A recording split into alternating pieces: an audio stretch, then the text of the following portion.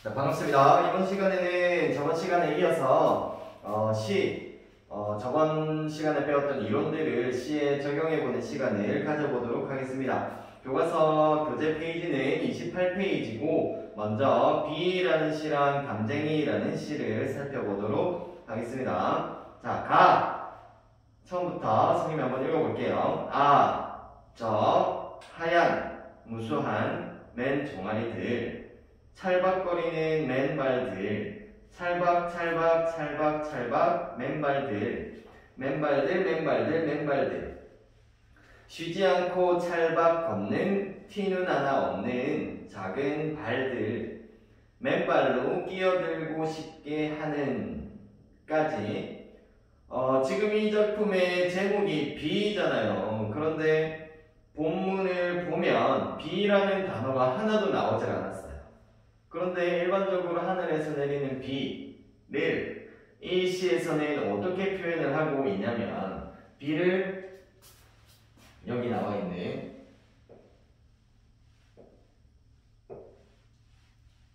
들까지,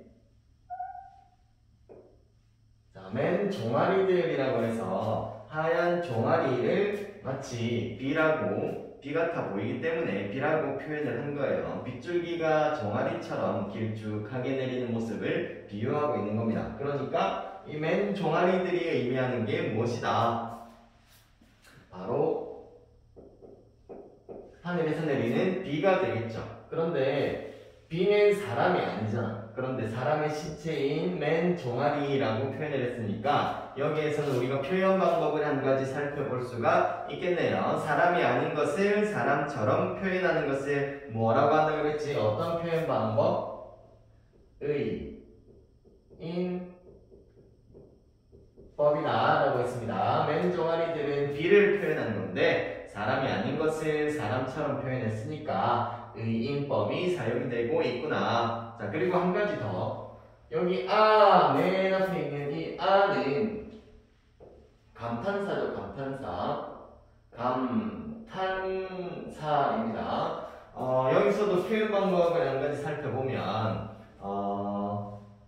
감탄사라거나 문장 보증의 느낌표 이런 거 있죠. 느낌표 같은 것들을 사용해서 자신의 감정을, 그러니까 시적 화자의 감정을 더 깊고 진하게 드러내는 표현 방법을 뭐라고 했어요? 영탄법이라고 했습니다. 영탄법. 그러니까 첫 번째 행에서는 라면서 감탄사를 내뱉고 여기서 사용된 표현 방법은 영탄법이다. 그 다음 저 하얀, 하얗다라는 것은 또 눈으로 보는 색깔이니까 무슨 심상이다 라고 볼 수가 있을까? 하얀이라는 것은 눈으로 보는 거니까 시각적 심상이 되겠네요. 그 다음 무수한 맨 종아리들, 하늘에서 막 비가 내리는데 그게 맨 종아리 같았다. 그래서 비유, 사람이 아닌 것을 사람처럼 표현하고 있는 비유가 사용이 되고 있는 겁니다. 자, 그 다음 찰박거리는 맨발들, 찰박 맨발들. 자, 여기 이 부분은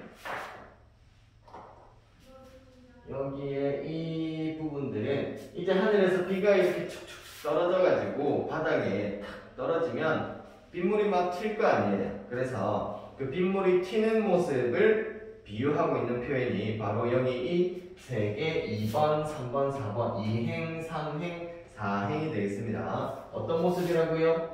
비가 땅에 떨어져서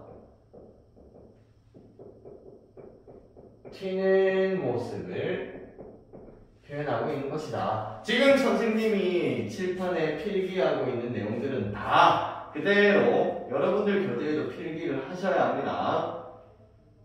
자, 그래서 2행, 3행, 4행에서는 맨 종아리들이 막 떨어져가지고 땅에 떨어졌을 때 튀는 모습을 찰박거린다. 그리고 찰박 맨발들 이렇게 표현을 하고 있는 겁니다. 자, 여기서도 표현 방법을 한번 살펴보면 일단 찰박 한다는 것은 물이 이렇게 우리 수영장 같은 데 가면 수영 같은 거 할 때 막 첨벙첨벙 하잖아요. 그런 것처럼 찰박거리는 무엇을 표현하는 것이냐? 소리를 표현하는 겁니다. 그러니까 찰박거린다라는 부분에서는 무엇을 할 수 있을까요? 어떤 심상이 나타난다라고 봐야 돼. 찰박거린다, 찰박찰박, 찰박찰박. 자, 여기에서는 청각적 심상.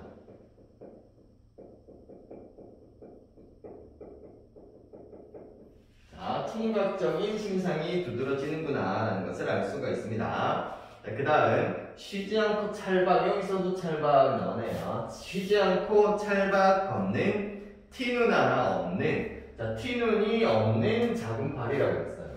그러면 티눈이 있으면 좋은 거야, 안 좋은 거야? 안 좋은 걸 의미하는 거겠죠. 그러니까 티눈이라는 것은 무엇을 상징하는데, 무엇을 상징하냐면 더러운 것들을 상징하는 거예요. 지저분, 더러운 것, 지저분하고 더러운 것을 상징하는 단어가 바로 이 티눈이 되겠습니다. 티눈이 있으면 좋지 않다. 그래서 티눈이 없기 때문에 굉장히 깨끗한 발이다라는 것을 드러내고 있는 겁니다. 자, 여기서도 마찬가지로 발이 나오는데요. 위에서는 맨 종아리라고 해서 비를 표현하고 있지만, 맨 종아리를 표현하고 있지만 여기서도 비를 역시 작은 발이라고 표현을 하고 있는 겁니다. 작은 발. 그래서 얘도 마찬가지로 무엇을 의미한다? 비를 의미하는 시어다라는 것을 알아두셔야 됩니다. 자, 그런데 밑에 또 맨발이라는 단어가 나와요. 맨발로 끼어들고 싶게 하는 이라고 해서 또 맨발이 나오는데, 이때 발은 위에 제시된 종아리, 맨발, 얘네들도 다 비를 의미하는 시어들이거든요. 방금 비가 떨어져서 튀는 모습을 표현한 부분이라고 그랬잖아요. 그래서 이 맨발들 같은 경우에도 모두 비를 표현한 발인데, 얘도 뭐 다리의 일부잖아요. 그런데 특이하게 여기 마지막에 나와 있는 맨발은 의미가 조금 다릅니다. 자, 위에서는 이제 내리는 비를 표현한 시어들이라면 여기에 있는 이 맨발 같은 경우에는 시에서 말하는 사람을 뭐라고 한다고 그랬지? 시적 화자라고 한다고 그랬죠. 그래서 이 발은 실제 시적 화자의 발이 되는 거예요. 시적 화자의 발.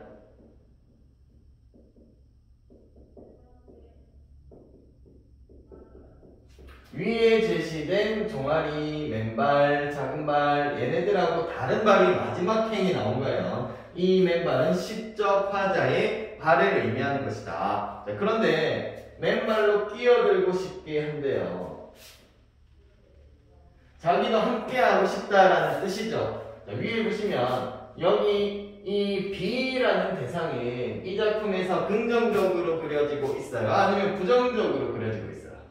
굉장히 긍정적으로 그려지고 있죠. 티눈도 하나 없다. 지저분하고 더러운 것이 없다. 그러니까 굉장히 깨끗하고 맑은 상황이란 말이지. 그래서 시적 화자인 시적 화자도 여기 이 사이에 지저분하고 더러운 것이 없는 이 사이에 함께하고 싶다라는 것을 표현하고 있는 겁니다. 그러니까 여기에서는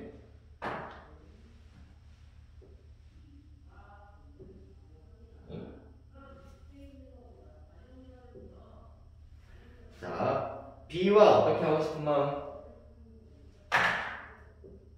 자, 이 부분은 마지막 행은 B와 동화되고 싶은 마음. B와 동화되고 싶은 마음을 드러내는 겁니다. 동화라는 것은 이제 하나가 되고 싶은 마음이다라고 생각하시면 돼요. 그래서 이 깨끗한 B처럼 나도 깨끗해지고 싶다. 뭐 이 정도 의미를 파악하시면 될 것 같습니다. 자, 마지막으로 B라는 시에서 운율 형성 요소를 한번 살펴볼게요. 운율. 여기는 내용 좀 지우도록 하겠습니다. 자, B라는 시에서 운율은 어디서 어떻게 드러나는가?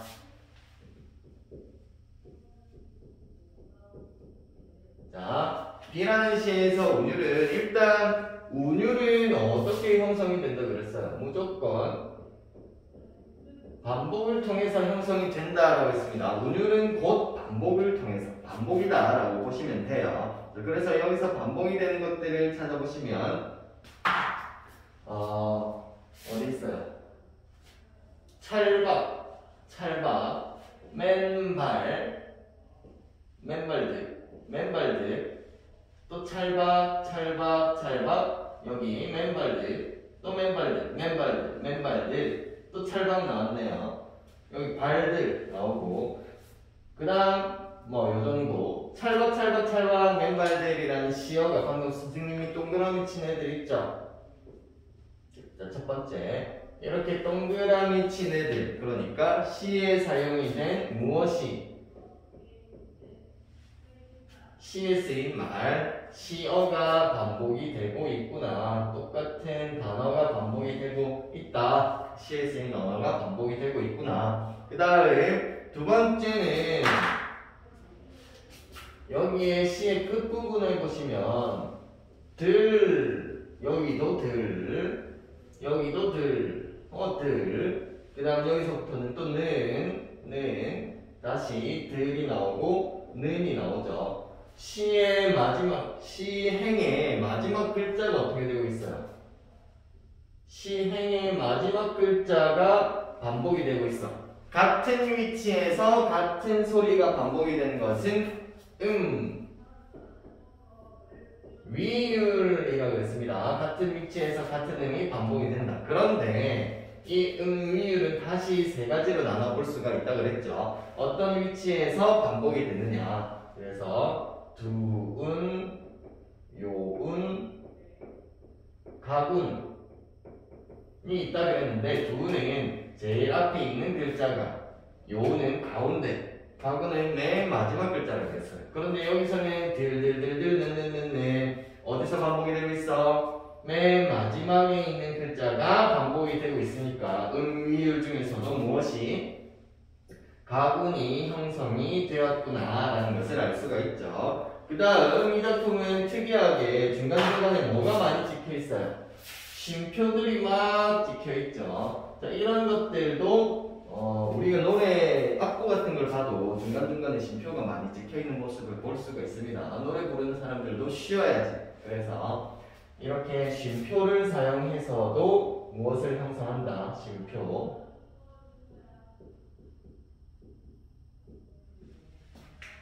운율을 형성할 수가 있구나라는 거. 그 다음 마지막 한 가지 더. 이 작품은 울림소리 어떤 것들이 있다 그랬지? 울림소리를 반복하고 있어요. 예를 들면 니은, 미응 이런 애들이 있었는데 여기 작품 보시면 니은, 들, 맨발, 찰박, 니은. 자, 이런 식으로 여기도 리을 있죠. 자, 이런 식으로 해서 울림소리를 굉장히 많이 사용하고 있어요. 그래서 얻을 수 있는 효과는 어떤 게 있다고 했어요? 울림소리를 사용하게 되면 맑고, 경쾌한 느낌을 준다 그랬어요. 그래서 이 작품 같은 경우에도 울림소리를 많이 사용해가지고 이런 느낌을 준다라는 겁니다. 자, 그러면 오른쪽에 있는 알맹이 코코 한번 보겠습니다. 자, 이 작품은 갈래가 자율시고 서정시죠. 지금까지 우리가 살펴봤던 시들은 다 뭐였어요? 형식상 자율시고 내용상 서정시였습니다. 시의 종류를 나눌 때. 그 다음 운율은 내재율.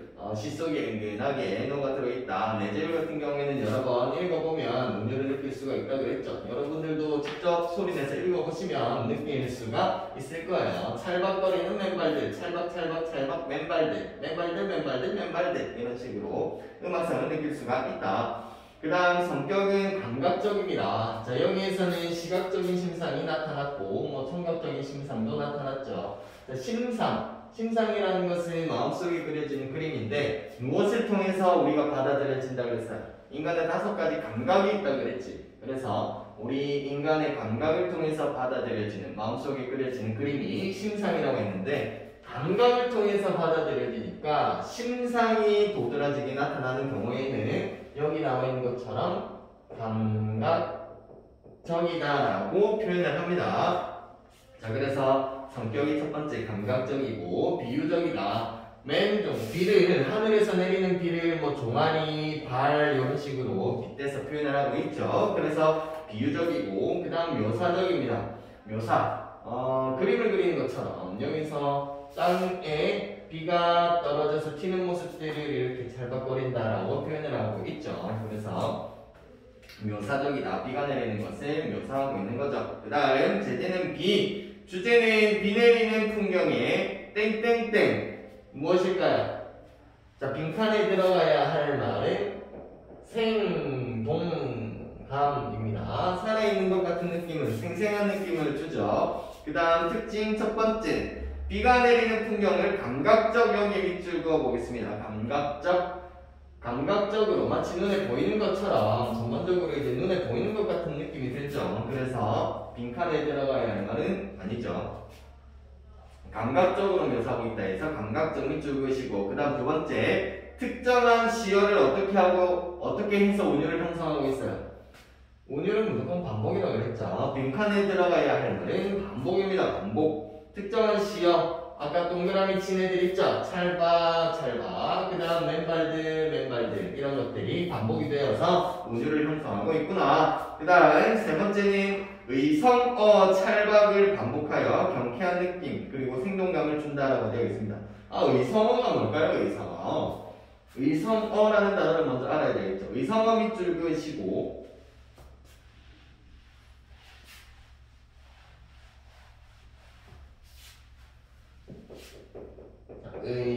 의성어는 소리를 무엇으로? 말로 표현한 단어를 의성어라고 합니다. 소리를 말로 표현한 단어. 그래서 찰박찰박 이런 애들, 소리 들리는 소리 있죠? 얘들 글로 적었으니까, 말로 표현을 했으니까 의성어라고 하는 겁니다. 반대로 어떤 모양 같은 것을 표현하는 것은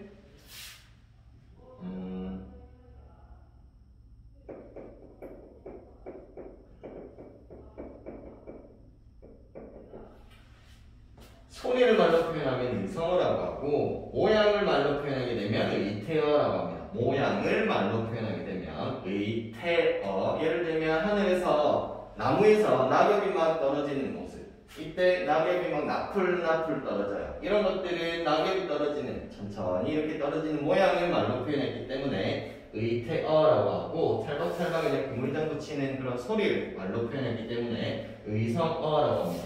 여기서 한 가지만 더 살펴보면 의성어와 의태어는 둘 다 합쳐서 음성상징어라고 표현을 합니다. 음성상징어. 말로 표현을 했다라는 거죠. 소리라거나 모양 같은 것들을 말로 표현하는 애들은 음성상징어라고 하고, 이 음성상징어에는 두 가지 종류가 있는데 그게 의성어와 의태어가 되는 겁니다. 그래서 여기서는 찰박찰박을 사용해서 경쾌한 느낌, 생동감을 준다. 자, 여기까지가 B라는 시였고요. 그 다음은 담쟁이라는 시를 한번 살펴보겠습니다. 담쟁이. 역시 한번 처음부터 쓰면 한번 읽어볼게요. 저것은 벽. 어쩔 수 없는 벽이라고 우리가 느낄 때, 그때 담쟁이는 말없이 그 벽을 오른다. 물 한 방울 없고 씨앗 한 톨 살아남을 수 없는 저것은 절망의 벽이라고 말할 때, 담쟁이는 서두르지 않고 앞으로 나아간다. 한 뼘이라도 꼭 여럿이 함께 손을 잡고 올라간다. 푸르게 절망을 다 덮을 때까지 바로 그 절망을 잡고 놓지 않는다. 저것은 넘을 수 없는 벽이라고 고개를 떨구고 있을 때 담쟁이 잎 하나는 담쟁이 잎 수천 개를 이끌고 결국 그 벽을 넘는다.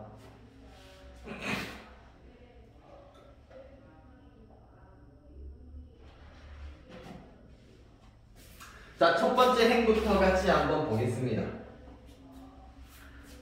자, 저것은 벽이라고 표현을 했어요. 일반적으로 벽이라고 하면 막혀있는 곳이지. 내가 길을 가다 벽이 딱 있어. 그러면 내가 가는 길을 갈 수가 없는 상황이란 말입니다. 그러니까 이 벽이라는 시어는 일반적으로 시라거나 문학 작품에서 무엇을 의미하냐면 현실의 장애물을 의미하는 경우가 많습니다. 장애물을 더 이상 내가 가고 싶은데 갈 수가 없는 부정적인 상황을 얘기하는 거죠. 그래서 현실의 한계,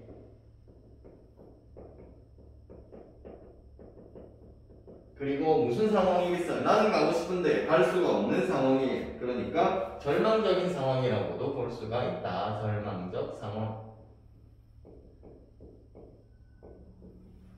벽을 맞닥뜨린 거예요. 그래서 대부분의 사람들은 어떻게 생각을 하냐? 아, 벽이 있으니까 어쩔 수 없네 라고 생각을 한다라는 거예요. 어쩔 수 없는 벽이라고 우리가 느낄 때, 자, 여기 이 부분에서는 일반적인 사람들의 태도가 나타나는 겁니다. 일반적인 사람.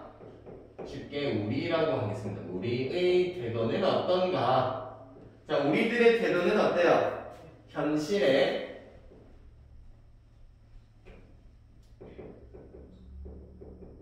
현실에 타협한다. 아, 어쩔 수 없네. 그러면 돌아가겠죠. 그래서 타협하거나 무릎을 꿇습니다. 좌절을 하게 됩니다. 그렇기 때문에 우리들 같은 경우에는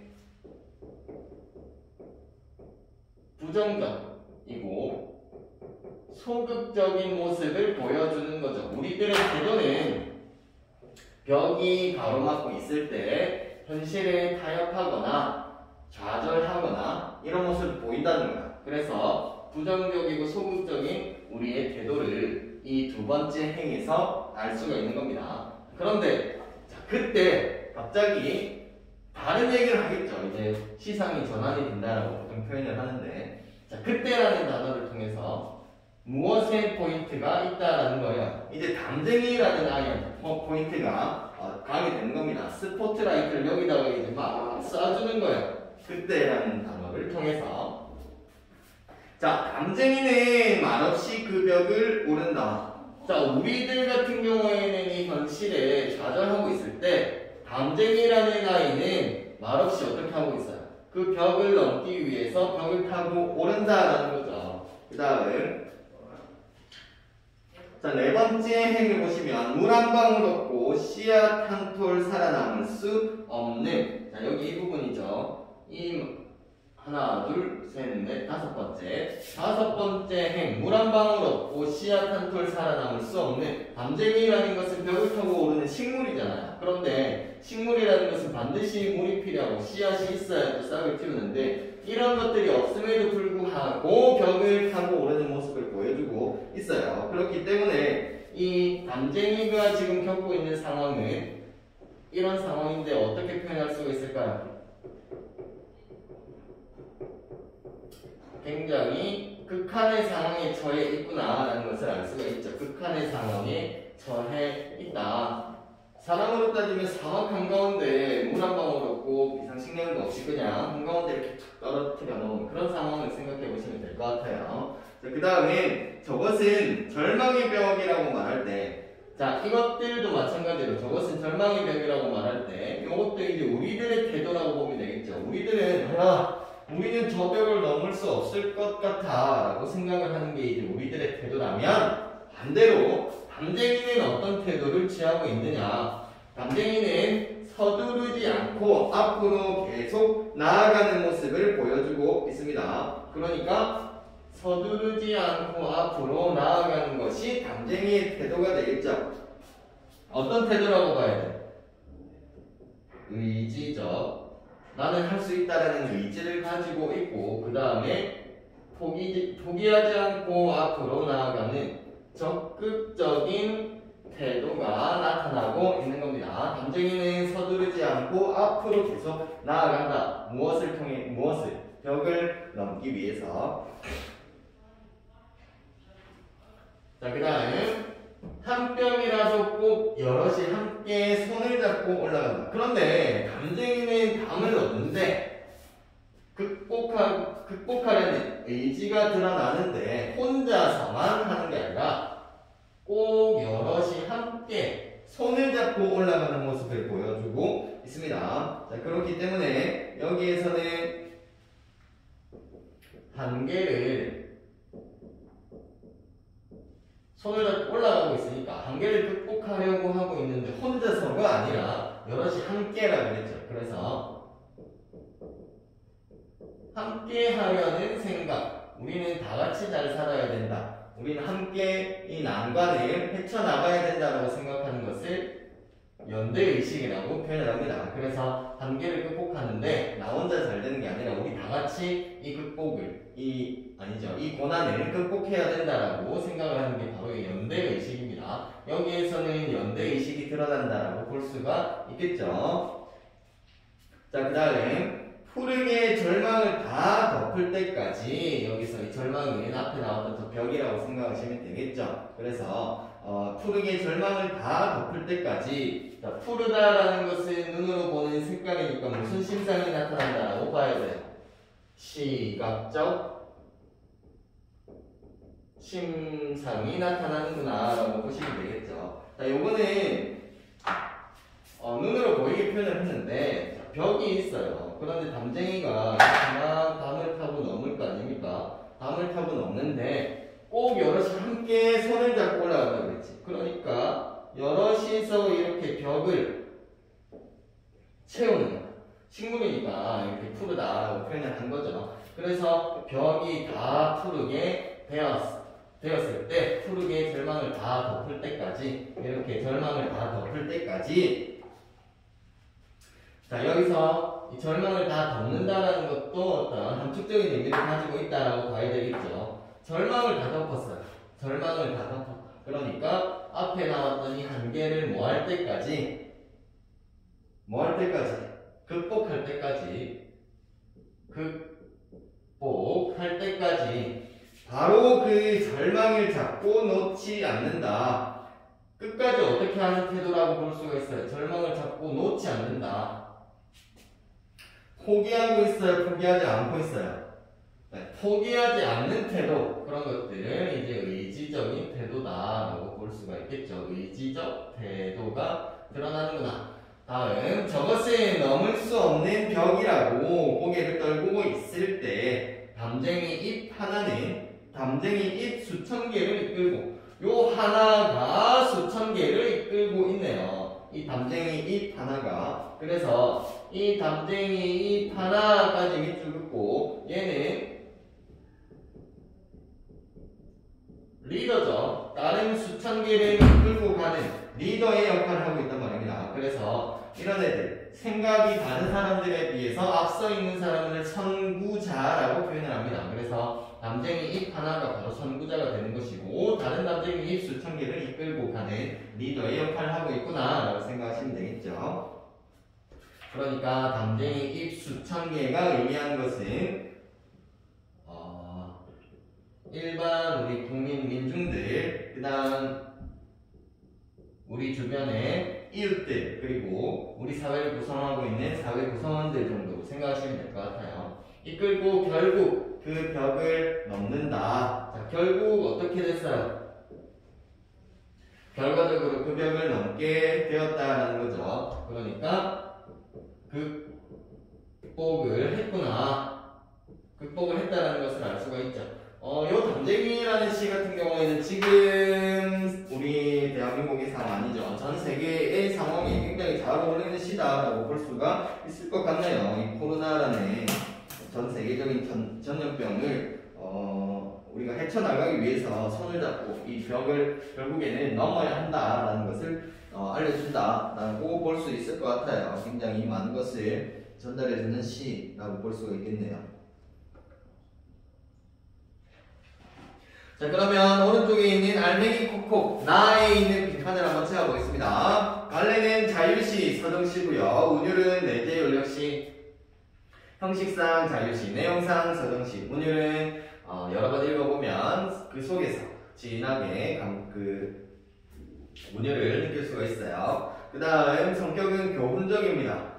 그 다음 의지적이고 상징적이죠. 저 벽이라는 것 자체가 장애물, 현실의 장애물을 의미하는 것이었어요. 자, 그 다음 주제는 아니죠. 제재는 여기에서는 주로 다루고 있는 제재, 이 작품의 소재, 주된 소재가 담쟁이겠죠. 담쟁이라는 의지적인 대상에 대해서 다루고 있는 것이다. 그 다음 주제는 현실의 한계와 모순에 대한 어떻게 하려는 의지, 이것을 극복하려는 의지를 드러내고 있는 작품이다 라고 보시면 되겠어요. 그래서 주제의 빈칸에 극복이 들어가야 한다. 그 다음 특징, 첫 번째는 자연물에 인격을 부여하고 있다. 자연물, 여기서 자연물은 담쟁이가 등장을 했죠. 담을 타고 넘는 식물인 담쟁이를 마치 인격, 사람처럼 성격이 있는 것처럼 표현을 하고 있는 거예요. 그래서 마찬가지로 인법이다 라고 볼 수도 있겠죠. 자, 그 다음은 두 번째, 우리와 담쟁이의 태도를, 우리와 담쟁이의 태도를 어떻게 하고 있어요? 우리는 현실에 타협하고 좌절하는 그 대상이었고, 담쟁이 같은 경우에는 반대로 말없이 그 벽을 오르는 적극적으로 이 상황을 벗어나려는 그런 태도를 지니고 있었기 때문에 이 둘은 서로 대조, 빈칸에 들어가야 할 말은 대조입니다.